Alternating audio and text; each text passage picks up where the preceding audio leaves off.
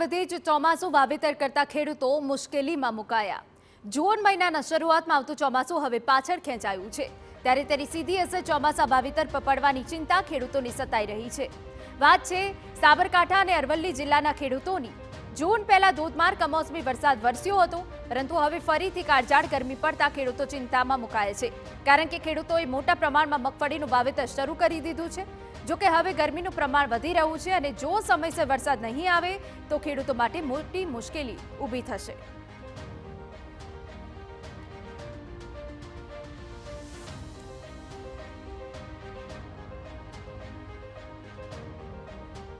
જે દ્વારા વાવેતર કરવામાં આવે છે એમાં અમારે વરસાદ આવ્યો નથી, એના કારણે સિંચાઈથી પાણી વાળીને ખેતી કરવી પડે છે અને આગામી સમયમાં વરસાદ ના આવે તો અમને નુકસાન જ છે અને દવાઓ બિયારણ પણ મોંઘું થઈ ગયું છે। અત્યારે ખેતરમાં નાખશું બિયારણ, દવાઓ મોંઘી છે।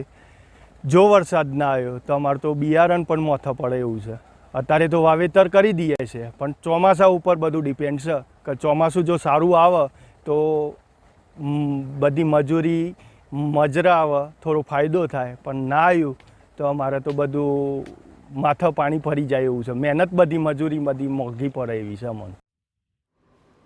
મોંઘાદાટ બિયારણ ખરીદીને વાવેતર કરી રહેલા ખેડૂતોની માત્ર નુકસાનીની ભીતિ છે, કારણ કે જૂનના બીજા અઠવાડિયાની શરૂઆત થઈ છે, છતાં વરસાદના એંધાણ નથી। હવે જો વરસાદ નહીં પડે તો ખેડૂતોનો બિયારણ સહિતનો ખર્ચ માથે પડશે।